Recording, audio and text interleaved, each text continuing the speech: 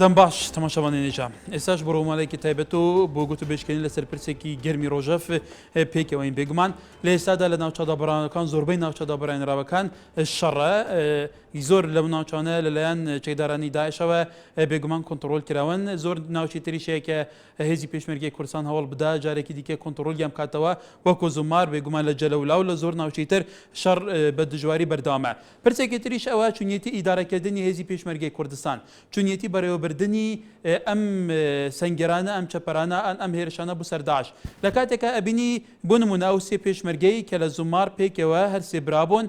لە یەک کاتدا شەهید کران دواتر سەرۆکاتی هەرێمی کوردستان بە یاریکدا کە نابێت لەمەوەدا دوو براپێکەوە لە یەک سەنگەرە شەڕ بکەن ئەی لە کوردستانە دوو کۆلیجی سەربازی هەبوو وەزارەتی پێشمەرگایە فەرماندەی گشتی هێزە چەکدارەکان هەیە لیژنەی کاروباری پێشمەرگایە لە پەرلەمانی کوردستان ئەوە دیسپلین و یاسا سەربازیەکان و تا دوایی بۆ ئەم قەرارە دوای ئەوەی کە کاراساتێک دروست بێ ئەو کاتە دەرەکرێ ئیدارەکردنی پێشمەرگە مەنزومەی دیفاعی لە کوردستانە تا چەند ئیدارەکردنێکی زانستی منطقی واقعی توکمەیە بۆی بتوانێت هێزی پێشمەرگەی کوردستان لە هەموو شارەکانە ئەگە سەریش نەکەوی کەمترین زەرار بکە بۆ زیاتر گوتوبێژکردن لەسەرمە بەڕێزان ئێستا لە ستودیۆ میوانەکانی من ئەحمەد عەزیز ئەندامی جڤاتی نیشتمانی بزوتنەوەی گۆڕان هەروەها دلاوەر عوسمان مامۆستای زانکۆ بەخێراتتان نەکەین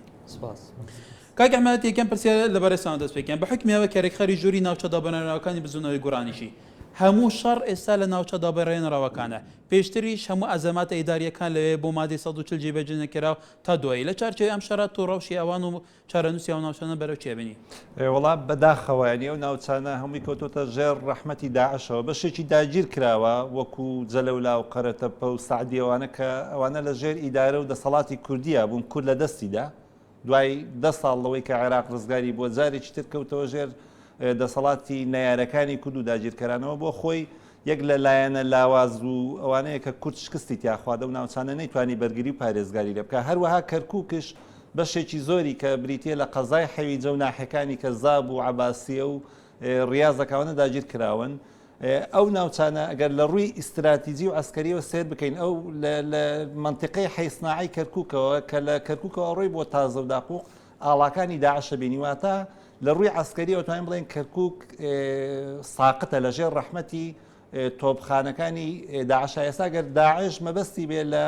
دەوروبەری کەرکووکەوە لەو گوندانەی کە گوندی کوردین خاچی کوردی و کوردستانین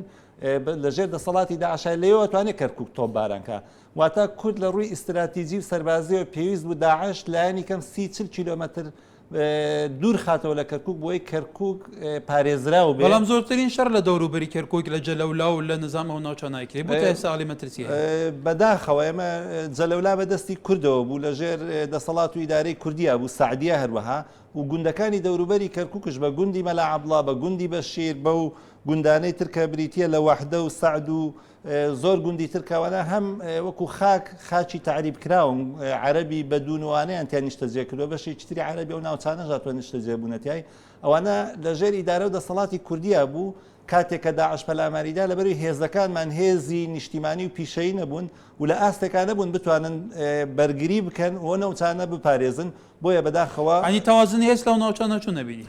تەوازنی هێز ینی داعش بۆ هەر گوندێک بۆ هەر ناوچەیەک لە ستونورەها داگیری کرد نەماتوانیەوە ڕزگاری شکەینەوە بەداخەوە تا مەترسی بۆ سەرکێکوکیش دروست نەکردووە بە تاکید مەترسێکی زۆر وەکو باسم کرد کەرکووک ئێستا لە ڕووی ئیستراتیجی و ئەسکەریەوە لەژێر ڕەحمەتی داعشە ئێستا گەر کەرکووک تۆپبارانکەن کەرکووکە بێت چۆڵ کرێ ئەنیەکەر داعش لەسەرەوە وایە کە داعش جوم ناکە بکڕەوشەکە گۆڕ من نمونەیەکی بچووک بۆ جەناب بدێنمەوە پێش هەفتەیەک دە ڕۆژبەر لە ئێستا هێزی پێشمەرگە لەو سنوورانە هەوڵیدا چەند گوندێک ڕزگارکە بە هەموو توانای خۆی نەیتوانی ڕزگاریکە و نزیکەی زیاد لە 15 تەرمی پیرۆزی پێشمەرگە لەو ناوچەیە بەجێمە گەورەترین سوکایەتی پێکرا لە پاڵ کەرکووک هەڵواسران و درانە فەیسبوک لایەنی کورد نەیتوانی هیچ نەبێت تۆڵەی ئەوان بکاتەوە یا داعش بە ئەندازەیەک بە شێوەیەک دوور کاتەوە لە کەرکووک کە مەترسی لەسەر کەرکووک کەم کاتەوە بەڵێ کاک دلاوەر بەڕێستان وەکو مامۆستای زانکۆ ئیدارەکردنی هێزی پێشمەرگەی کوردستان چۆن لێکردنەوە وەکو کاک ئەحمەد سەرنجی لەسەرەوە بوو کە تا ئێستا هێزێکی نیشتیمانیمانیە کە بتوانێت هێزێکی توکمە بێت لە ناو سەنگەرە وەک کێشەکە لەوە ئەم کێشەیە با بڵێن ڕابردوویەکی دووری هەیە و کێشەیەکی بنەڕەتیمان هەیە لە هەمیشەکە باسیەکەین دامەزراوەکان دەستگاکان مەسە باسکردنی سیستەمی سیاسی باسکردنی حکوومەت ئەمە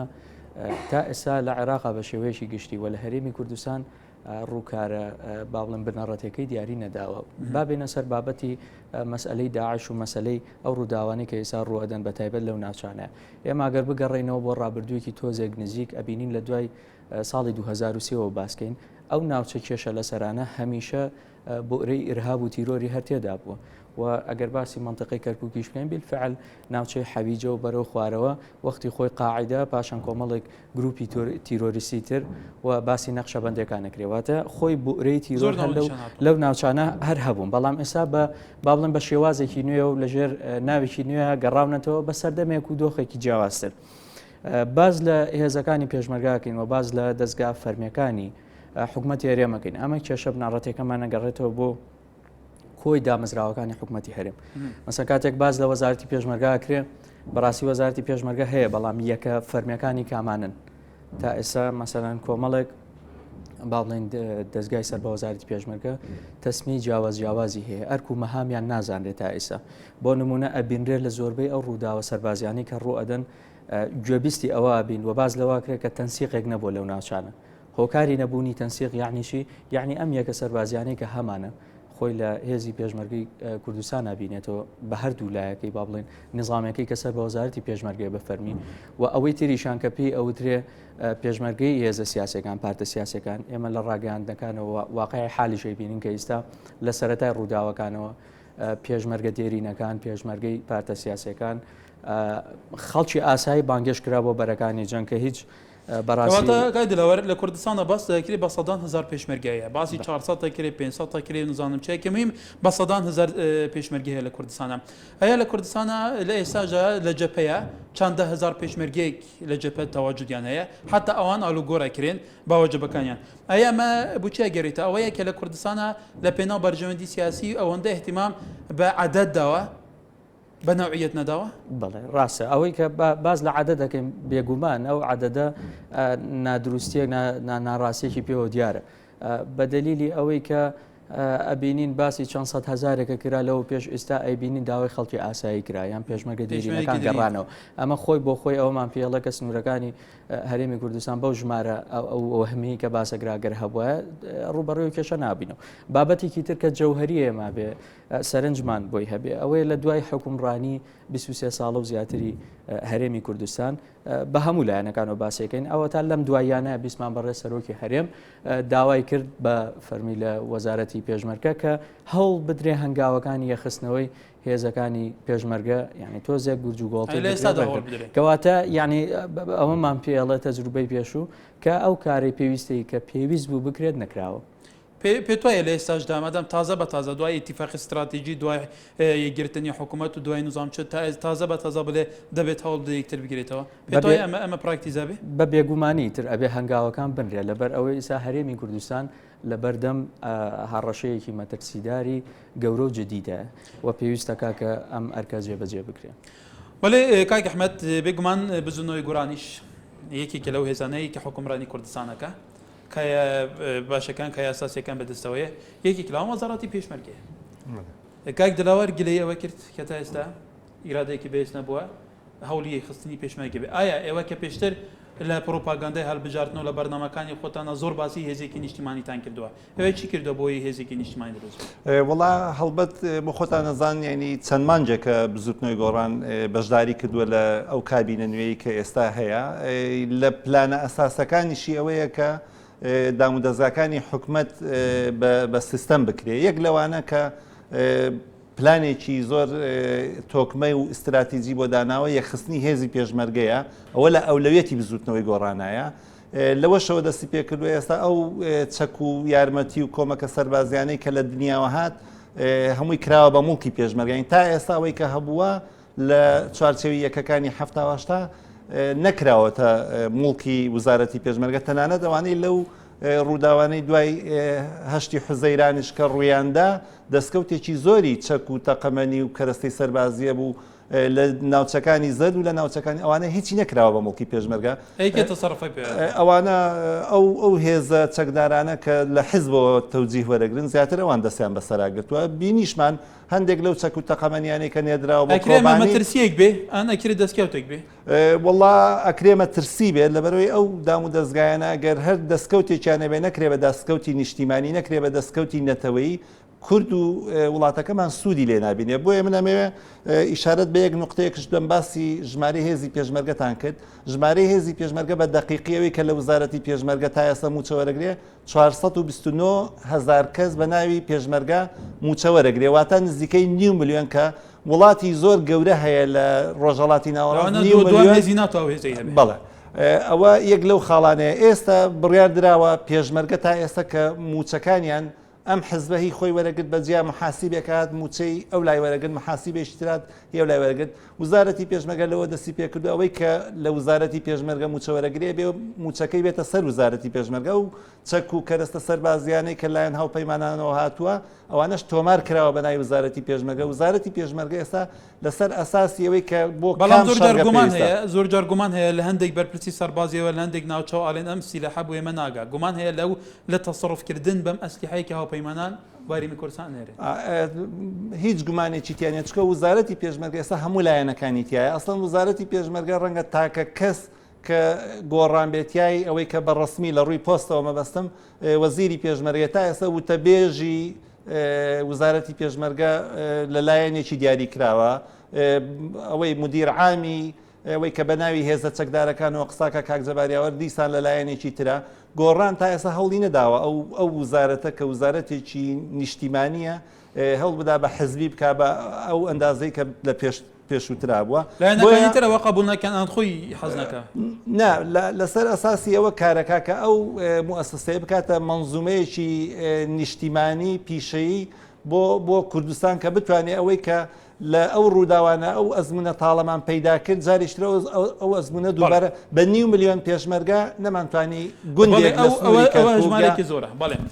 لە ڕووبارێکی جوگرافی تهدیدا کای دلاوەر نزیکەی ئەن 429,000 پێشمەرگە 429,000 پێشمەرگە بەم شێوەیەکە تەدریب کرێبە تەسلیح کرابە بە دەسپیلین و بە شێوەیەکی سەردەمیانە فعلەن ڕاهێنەرەبە پێت وایە کوردستان تووشێ مەزمی ئێستا بوو بێگومان تا ڕادێکی زۆر ینی لە خزمەت و دۆخی هەرێمی کوردستان نبووە ئەگەر بەو دیسپلینە کار بکرا بە بێگومانی چونکە بەو ژمارە زۆرە بەم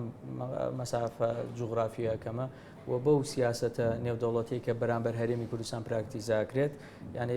بە بێگومانی لە خزمەتە بۆ گەر بە شێوازە هونەرەکەی و سەربازیەکەی و با بڵێن ئەکادیمەکەی کاری پێ بکرایە بەڵام بەم شێوازەی ئیشتا ئەوە ئەبینین واقعەکە کە ئەمڕۆ وەزیری پێشمەرگە بانگێشەکرێ پێم وایە لە ئێستا دەکوبوونەوەیە لە پەرلەمانی کوردستان لەسەرەوە ڕەوشی پێشمەرگە چا بکرێ بەڕێیت و ئەو پێشمەرگێکە فعلەن پێشمەرگەیە و ئیرادە هەیە و لە جەپەیە و شەڕەکە هەگەر ئەو هەموو دەهاتە بۆ ئەو سەر بکرێ پێتۆ هیچ کشێکە منێ کێشەکە لەوە نییە بەڕاستی کە ئەم بەرپرسە بەڕێزان زۆر جا باسی مشکلەی موچایکرێ و مشکلەی بە بەردەوامی باسی ئەو کێشانەکراوە بە بەردەوامیش مەسەلایەنی پەیوەندی ئیدارەکان یا کەسایەتی سیاسەکان یا ئیدارەکان باسییان لە چاکردنی بار و دۆخی پێشمەرگە کردووە لە ماوەیەکی زۆر دوور و درێژە و زۆر بیکات ئەم بەڕێزانان بەرپرسانش بانگشتی پەرلەمان کراونەوە و دەستگایەکی فەرمی بەڵام بێ ئەنجام بووە بۆچی چونکە تۆ ئەبێ بگەڕێیتەوە بۆ چارەسەرە بنەڕەتیەکان یعنی بە زیادکردنی میزانیەک بۆ وەزارەتی پێشمەرگە بەم هەیکە لە ناڕێگەی کە هەیەی هیچ لە مەوزوع ناگۆڕێ ینی بە هەدەردانی سامانی گشتی کە باسەکرێت هەر بەردەوامە بێت تۆ گەر بەم ژمارە زۆرە تۆ چاکسازی بکەی میزانی هەر بۆ زیاکەی هەر بە هەدەرە ڕوات کەواتە تۆ بێت لە بنەڕەتە هەیکەلە و پێکاتی و ئەم پرسیارێکەمەیە لە وەزارەتی پێشمەرگە ئەبینی زۆر جار هونەرمەندێکی منی ڕۆژنامە نووسێک نەزانم کەسێک کە ئەستە نازانێت چەک بێکارێنێ زۆر دوورە لەوە تەقاعد دەکرێت عەقیدە ڕائیدە مائیدە نەزانم عەریفە ئەو ناو نیشانەی سەربازیانە پێت وایە ئەمەش بخۆ بوو بەکارهێنانی وەزارەتی پێشمەرگە بە تهدید لەم پلە و پوستانە بە تاکید خۆی ئەم پلە و پۆستە ئەمیش ئەگەڕێتەوە بۆ با بڵێن ئەو بارودۆخە ناهەمواری کە هەرێمی کوردستانە پیای تێپەڕی و ئەو بارودۆخە ناهەمواری کە پێش با بڵێن گۆڕانکاریەکان هەرێمی کوردستانی تیاپێڕواتە ئەمە با بڵێن بنەمایەکی دووری هەیە ئەم بابەتە سلبیانە دەمێکە با بڵێن هەرێمی کوردستان و عێراق بە شێوەیەکی گشتی پیای تێپەڕیوە واتە مەسئلەکە تەنها ئەوەندە نیە کە وەزارەتی پێشمەرگە کۆمەڵە کەسی خانە نشین کردووە هونەرمەندیان فلانە ئەمە کللتورێکە لە ناو کۆمەڵگەی کوردی و لە ناو کۆمەڵگەی عراقی بەردەوام بوونی هەبووە و تا ئێستاش بوونی هەیە بەڵام لەم دوا پرسیارەکە ئەوەیە تۆ چۆن ڕوبەڕووی ئەم دۆخە ئەبیتەوە ئەم کللتورە ئەبیتەوە پێتۆی ئەمە دەردێکی ئەوەندە ئاسانە 429,000 پێشمەرگێکی کەمتر 100,000 پێشمەرگە وەکو باسەکە لە جپەی ئەمە دەردێکی ئەوەندە ئاسان بکە بە ئاسانی چارەسەر بکە بەتاکید ئاسان نیە دلیلیشمان بۆ ئەوەیە کە ئەم بابەتە وروژێنرا بە تایبەت لە مەجای سەربازیەکەیە بینیمان هەموو لایەنە سیاسەکان بەو ڕێژە جیاوازانی کە هەیەیان بوو دانیان بەوە دانا کە ئەمە هەڵەیە کە پێویستە چارەسەر بکرێت بەڵام لە بەرامبەر ئەمەیە گوێمان لە وەڵامەکە بە چ شێوازێک بوو ئەوە بوو کە دەوترا ئێمە نانین کەس نابڕین بەڵام هەوڵە دەین ئەم کارە ناتەندروستی ڕاست بکەینەوە باش ئەگەر لەم ڕقەمە زۆرە نانی کەس نەبڕی کەواتە چارەسەرەکەی چۆنە کەواتە هەروە خۆیمێن بەڵکاکی ئەحمەد لە دەڤەرێکی وەکو ڕۆژهەڵاتی ناوەڕاستدا ئەم دەڤەرە بێگومان هەموو کاتێک دەڤەرێکە شەڕ و شیرق و ئەزەمات و سیراع و سیراعی ئینتیدابەکان و سیراعی ئیمپراتۆریەکان و سیراعی مەذهبەکان و ئەقەلیەکان و نەتەوەیەکان تا دۆی دەوەرێکە بەردەوام شەڕ و شوقی هەیە ئێستا کورد خاوەن هێزی خویە خاوەن دەعمێکی نێودەوڵەتیشە بەڵام ئەگەر بەم شێوە ئیدارەی پێشمەرگە بکرێ پێت وایە کورد بتوانێت ئیسیفادە لەو دامە بکە بە تاکید نەخێر ئێستا من پێم وایە وەکو باسم کرد وەڵێ خطوة الألف ملی يبدأ من صفر ئێستا وزارەتی پێشمەرگە چەند هەنگاوێکی دەست پێ کردووە بەشێک لە کادرەکان لە ڕووی هونەری و سەربازی و نێدراون بۆ وڵاتەکانی دەرەوە بۆی مەشق و ڕاهێنانیان پێ بکرێ و لە بەدیوێکی تریشا لەو ناوچانەی کە مەترسی ڕاستەقینەی لە سەرەوداگیر کراون وەکو کەرکووک وەکو شنگار و شێخان و سنجار و ئەوانە هەروەها بۆ ناوچەکانی دەوروبەری خانەقینیش دەست کراوە وەکو سەرەتایەک بە دروستکردنی یەکەی سەربازی لەسەر بنەمایەکی نیشتمانی و لەسەر بنەمایەکی پیشەی ئەو یەکانە ئەگەر دروست بکرێ ئەگەر فەوز و سریە دروست بکرێت دوای بکرێ بە لیوا و فەرقا هێواش ئەو بەشانەی تریش کە بە ناوی یەکەی هەفتا و هەشتا لە چوارچێوەی ئەو یەکانی کە دروست دەکرێ هێواشە بێت لە ناوانەیە جێ بکرێتەوە یا بتوێنرێتەوە ئەگەر نا ئەو نیو ملیۆن پێشمەرگەی کە هەمان بووە نەیانتوانیوە لە هەندێک حاڵەت وەکو باسم کرد گوندێکی وەکو بەشیر یان ناحەیەکی وەکو جەلەولا یان وەکو سعدیە هیچ کام لەو شوێنانە ئەو منزومە دیفاعیمان نەیتوانێت دەور و ئەرچی خۆی بینێت دەور و ئەرچی پێشمەرگە هەر لێرە بەرامبەر داعش نییە گەر داعشش کۆتایی پێ ئێستا بینین ئەو هەڕەشانەی کە لایەن بەغداوە بۆ سەر کەرکووک و ناوچەدا بڕاوەکان هەیە لە سێ هەفتەی ڕابردوو هادی عامری هاتە کەرکووک ئەڵێ پێشمەرگە بۆی نییە لێرە بێ و پێشمەرگە بەبێ پرسی بەغاو بەبێ هەماهەنگی لەگەڵ بەغدا بۆی نییە لەم ناوچانە نەجم و جۆڵکان نەبمێنێتەوە واتە ئەگەر هەڕەشەی داعشش نەمێنێ پێویستی پێشمەرگە و ئەرچی پێشمەرگە و پارێزگاری پێشمەرگە لەو ناوچانە کۆتایی نایە لەبەرەوە چارەنووسیان یەکلانە کراوەتەوە هەم لە گەڵ لایەنی سونە هەم لەگەڵ لایەنی دەوڵەتی عێراق بۆیە هەموو لایەنەکان بە سەرۆکایەتی هەرێمەوە بە ئەو دوو حزبەی کە خاوەنی بەشێکی زۆری ئەو یەکانن کە بە ناوی یەکەی هەفتا گەیشتنەوە بڕوایی کە ئەم هێزە بەم شێوازە و لەو چارچێوەی کە هەیە ناتوانێت ئەرک و دەوری خۆی بینێ بۆیە ئەبینی نیەتێک هەیە بەڵام تا چەندێک نیەتەکە ئەکرێتە کەواتە تۆوەتی تارکی پێشمەرگە کۆتایی ناتوە پێشتر تهدیدی بەغدا هەیە تهدیدی ئەملاو لە هەیە وەکو پێشتر کای دلاوەرەوتی لە کەرکووی کۆمەڵی ناوەنیشانی گڕۆپی چەکداری نظام سونە و نەخشەبەندی کۆمەڵی شت هەبوون ئەپدەیت بوونەوە لە فۆرمێکی نیە بە داعش ساهاتنە پێشەوە سبەینێ داعشە بێتە ناوێکی تریش هەر نەفسی ئەم عەقلیەتە پێت وایە لە کوردستانە منزومەی دیفاعی باشترین شتە کە لە کارە هەرە پیشینەکە بێ بۆی بەهێز بخرێ پێش هەموو ئاراستەکانی تر پێم وایە بێ لە ئەولەوێتی کووردا بێ ئەوەی کە کراویشە تا ئێستا سەرۆکایەتی هەرێم نیەتی نیشانداوە ڕاستپاردەی داوە کە هێزانە بکرێن بە هێزی پیشەی و نیشتیمانی لە پەرلەمانیشەوە قەرارێکی بۆ دەرچوو لە وزارەتی پێشمەرگەشەوە دەست کراوە بە هەنگاونان وەکو باسم کرد چەند هەنگاوێک نراوە هەنگاوانە دڵخۆشکردن بەڵام بەبێ پشتیوانی هەموو لایەنەکان وەزیری پێشمەرگە سەرکەوتو نابێت لە وەرکەی لە ئێستادا تا چەند سەرکەوتو بووە تا چەند جێرا لێ بن تا ئێستا ئەوەندەی من معلوماتمەیە هیچ بربەستێکی ئەوتۆ دروست نەکراوە بەڵام بۆ خۆتان نەزانێنی ئەم سێ مانگەی کە وەزیری پێشمەرگە دەست بەکار بووە لە ناو شەڕ و داگیرکاریە دەست بەکار بووە ئەنی ئەو هێزانە نەک نەمانتوانێ بیانکەین بە پیشێنێت لە شوێنەکانی خۆیان تا ڕادەیەک ڕاجیان بۆی بتوان لایەنی کەمی پارێزگاری بەرگری لەو ناوچانە بکەن لە پاڵ ئەوەیە بتوانین هەندێکەکە لەسەر بنەمای کە ئەوە باسمان کرد پیشەی نیشتیمانی بێ لە داهاتوودا بکرێ بە نواتێک بۆ وزارەتی پێشمەرگە لەسەر و بنەمایە گەورە بکرێتەوە. بەڵێ کای دلاوەر نەک تەنیا هێزی پێشمەرگە ئەڵێن هەموو جمگەکانی ئەم وڵاتە بە سیاسی کراوە دەستی سیاست لەناو هەموو ئاراستەکانی ژیاندا هەیە ئایا ئەمە بخۆی دەردێکە یان دەرمانێکە لە ئەسلان ئەگە سیاسەتێکی ڕاستەقینە بۆ پێشخستنی ملت بکرێ بەم شێوەیە خۆی ئەمە پرسیارە جەوهەرەکەی بەڕاستی ئەمە دەردە مزمینەکەیکە لە عێراق بە شێوەیەکی گشتی ینی بڵاو بۆتەوە بە هەشی بۆ پێشتر بە لە هەرێمی کوردستانی سا ڕنگدانەوەکانی ئەبینین هەر بۆ ئضافەیەک بۆ وتەکانی بەڕێزی من ئەمە ورتر ڕوونکردنەوەیەک بدەم عێراق کاتێک کە دامەزرێنرا و جارێکی تر لە دوای با بڵێن ڕووداوەکانی ساڵی 2023 و پاشتر بینیمان منزومەی دیفاعی عێراقی لەسەر سێ ئاست پێک هاتەوە واتە ئاستی یەکەمیان ئەوە پێی ئەوترا هێزە سەربازەکانی عێراق و جێیشی عێراقی کە متعارف عەلەی هێزێکی ترمان هەبوو کە دان پیانراو بوو و تا ئێستا با بڵێن فەرمیە هێزی پێشمەرگەیە کە تەسمیەکانی جیاوازە بە پێی دەسوورە بێتە هێزی پاراستنی هەرێم لە ئاخری هێزێکی تریشمان هەبوو کە ئەویان نیمچە ڕسمی بوو ئەویش هێزی سونەکان بوو کە لە ژێر ناونیشانی سەحەواتە دروستکرایەوە کەواتە واقعی سیاسی ئەوەی فەرز کرد کە هێزی سەربازی عراقی بەسەر ئەم سێ ناوچەیە بەسەر ئەم سێ با بڵێن هەرێمەیە دابەش بێ کە بەفعلی ئەم سێ هێزەمانەوە هەتا ڕووداوەکانی ئەم دواییش بینیمان ئەم سێ هێزە بە هۆکارە سیاسەکان کاریگەریان لەسەر بوو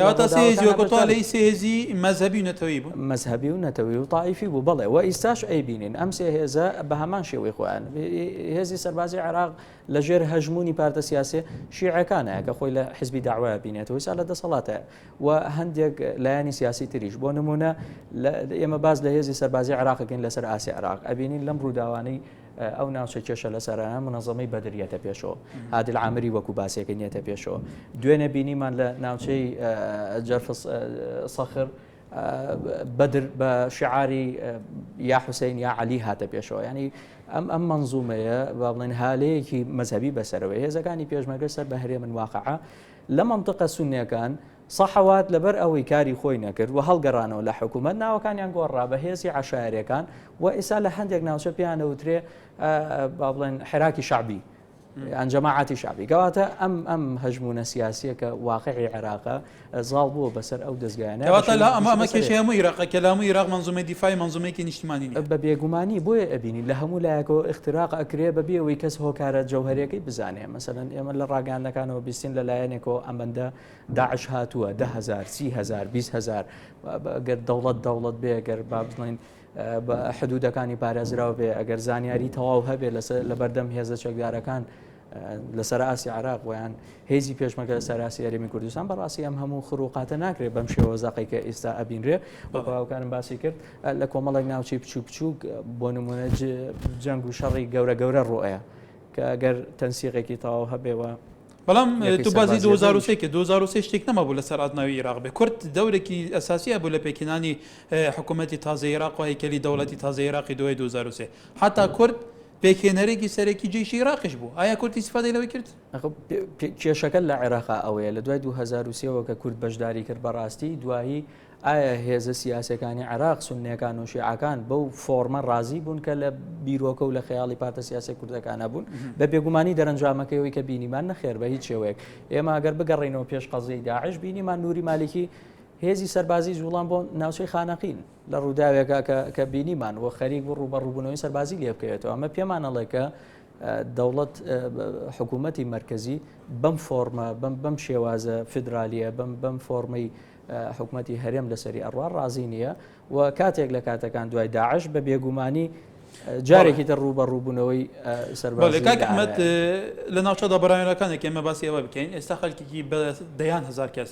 خەڵکی ئەم ناوچەوانە کۆچبەر بوونە و ئاوارە بوون ئاوارەی شارەکانی هەرێمی کوردستان بوونە لە ڕەوشێکی ناهەمواری زۆر خراپ ژیان بەسەرە بن ئەم ناوچانەش تا ئێستا شەڕ و ڕوبەڕووبوونەوەی تیا بەردەوامە پێت وایە چی بکرێت کە خەڵکە بۆ نمونە لە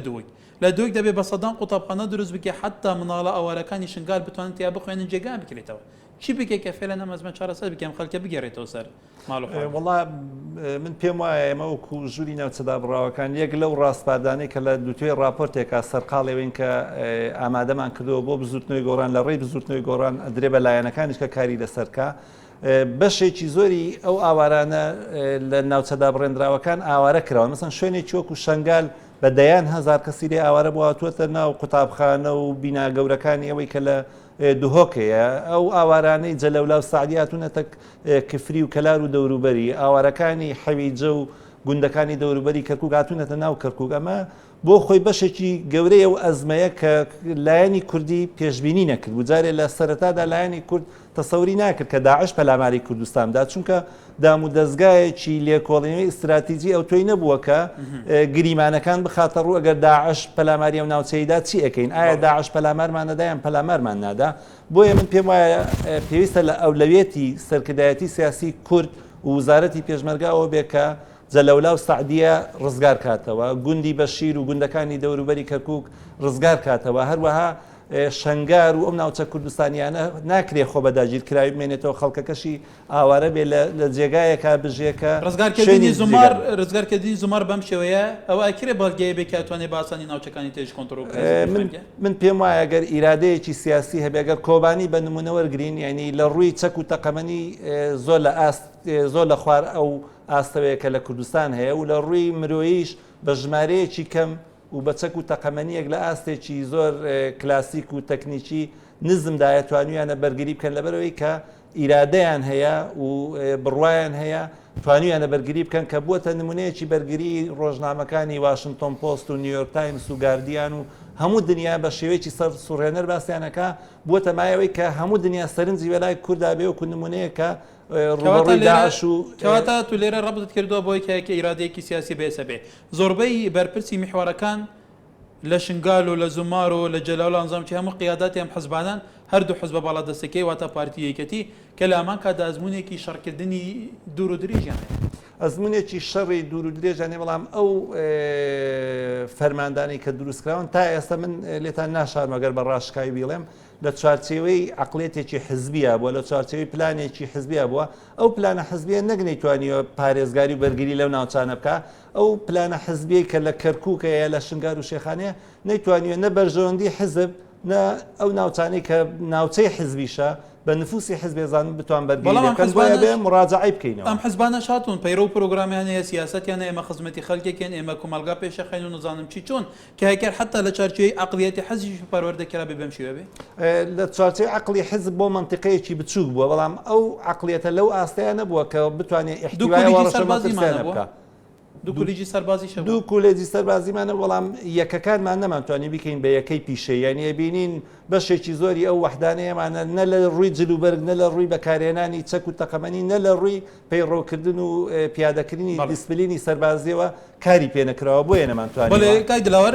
کاکی ئەحمەد باسی پرسیارێک کرد تو تیمە تا ئێستا سەنتەرێکی استراتیجیمان نیە کە نەخشەڕێگە بۆ هەموو ئاراستەکانی بەڕێوەبردننی وڵات دروست کا زۆر جار باسەوە کرێ لە جڤاتی نیشتمانیەوە ئێستا هاتوتەوەکو گۆڕان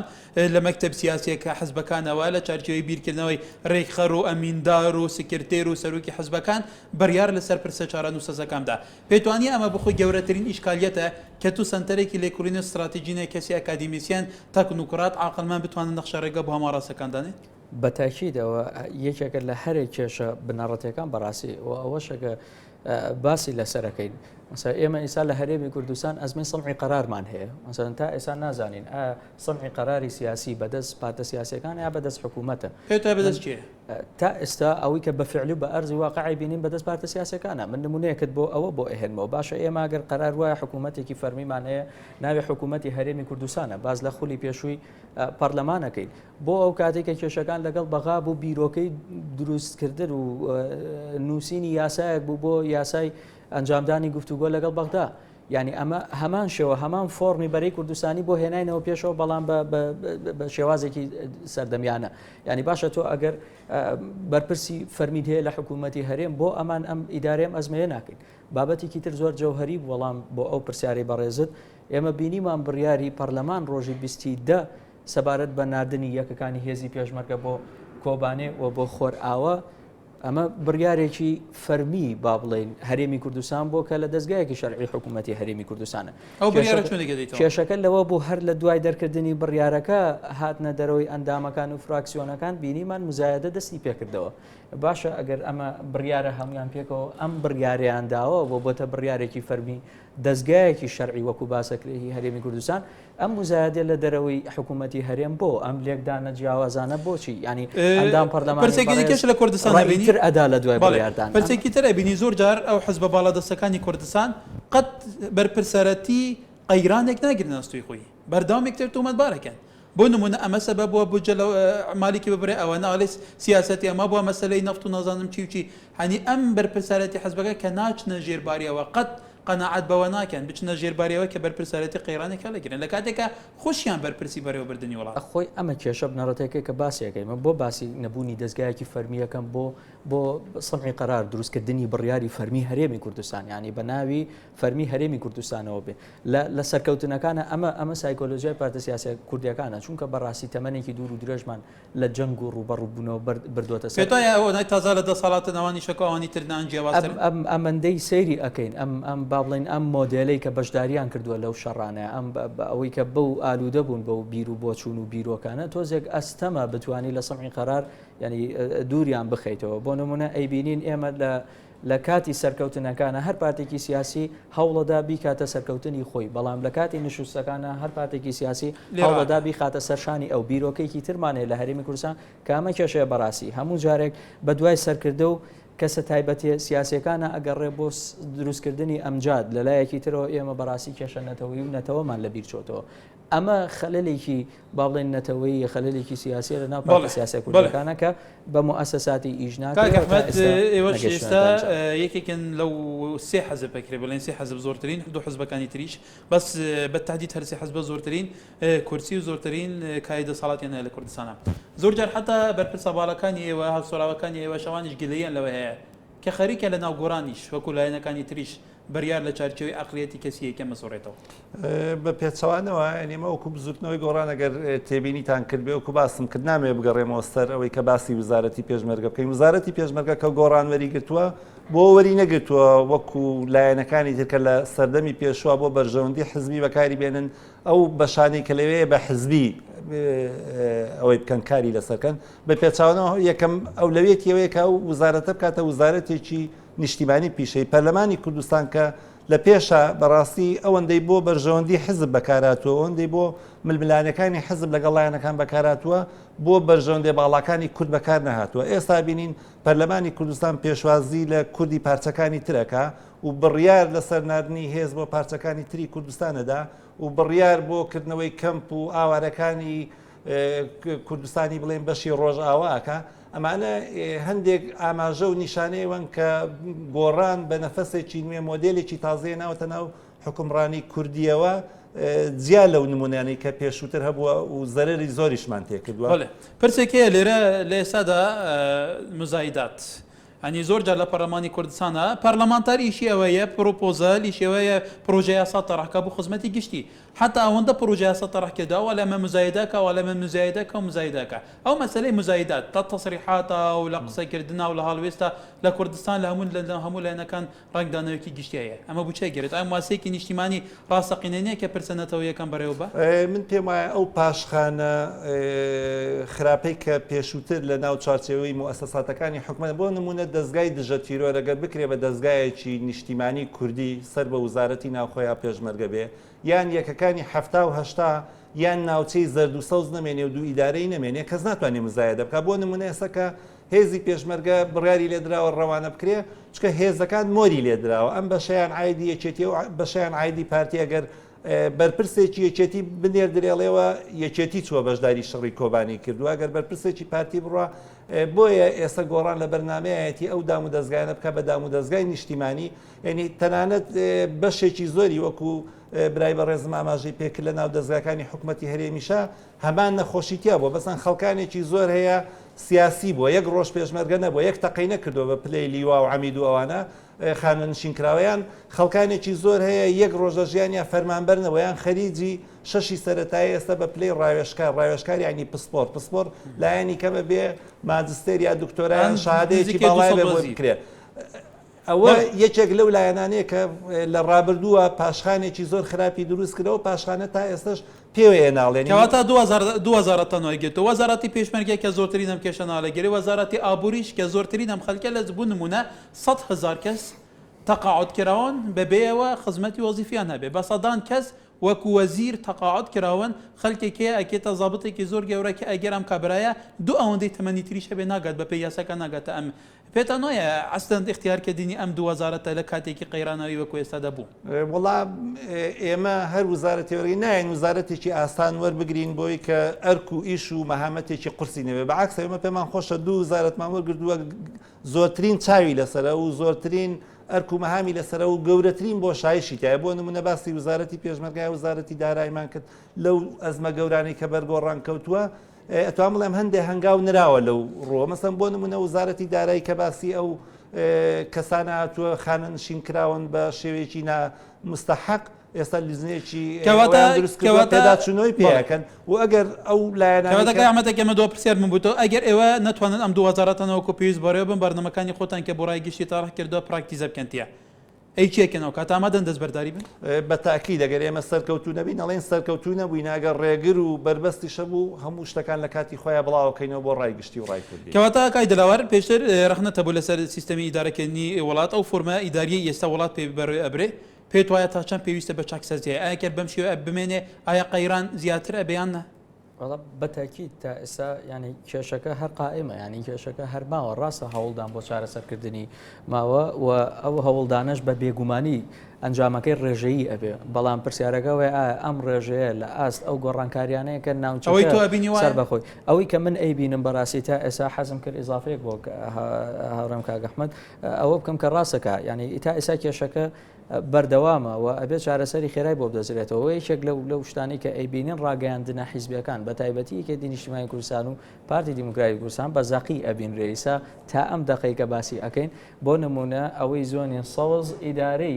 با بڵێن جەبهەکانیەتی گیری لە پارتیە کە دوو کۆپتەری سوپای عێراق و بەرژۆنی تایبەتی بەکارێت بە تاکید ئەمەشەیە نەک هەر دوو کۆپتەری سوپا ئەگەر بگەڕێنەوە بۆ پێشتر ینی ئەو کۆپتەرانی کە بە ناوی مرورەوە هاتنە هەرێمی کوردستان لەگەڵ ڕێزمانی هونەرمەندەکان بۆ دەرکردنی کلیپ بەکارهێنەهێن ئەمە بەڕاستی کێشە بنەڕەتێکە ینی ئەم دەستگا فەرمیانە ئەم ئەجیزە و ئەم چەکانی ئەم دەستگا فەرمیانە بەس ناوێکیان هەیە ئەن فعلەن دەستگای فەرمین و ئیشێکەن و بە پێی یاساکان کێشە ئەوەیە لە سەرەتای هاتنی ئەم چەکە ینی یەکێک لەو ملاحەزانەی کە هەبوو لە فەیسبوک زۆربەی هونەرمەند و کەسی ئاسایی وێنەیەگر لەگەڵ ئەم چەکانە تا دواتر با بڵین بەڵام هێزی پێشمەرگە لە جەپەگە لە جەب بەرنامەیەکی مایە ڕۆژانەمایەکی خەڵک تەلەفۆنیانێکی و تیاوچەکە چێکێکی زۆر تەقلیدیمانیان نەگەت دەست بە تاکید ئێستا ینی هەتا دوێنێژ یەکێک لە با بڵین بەپرسە سەربازەکانی حکوومەتی هەرێموتی هێشتا ئەو چەکانی کە باسەگرێ نەگەیشتوتە ئێمە ئەمە پێمان ئەڵێ کە بەڕاستی هێشتا کێشەکە قائمە هێشتا بوونی هەیە و بەڕاستی حکوومەتی هەرێمی کوردستان لەبەردەم بەرپرسیارەتێکی گەورەیە و ئەبێ بتوانێت بە باشترین شێوە ئیدارەم ئەزمەیە بک گەرنا کارەساتەکان بە دوای خۆدایە هێنێن وکێ بەرپرسە وڵا بە بێگومانی هەموو لایەنە سیاسەکان بەڵێ ئەحمەد عەزیز ئەندامی جڤاتی نیشتمانی گۆڕان هەروەها دلاوەر عومار مامۆستای زانکۆ زۆر سپاس بە خێراتتانەکەین بەڵێ بەرەزان ئەوەی بینیتان بێگومان ڕۆماڵێکی تایبەت بوو لەسەر ڕەوشانهای یاریما کوردستانی چاواتی ئیدارەکردنا هێزا پێشمەرگە و دەڤەرێن بەقەتاندی سیستەمی ئیدارەکردناوی وڵاتی ژە حکوومەت پەرلەمان و سەرۆکاتی هەرێمێ دە هەمان دەمدا ئیرادە ئەحزابین سیاسی حتا بەفگەشتێکردن شاد و بەختۆر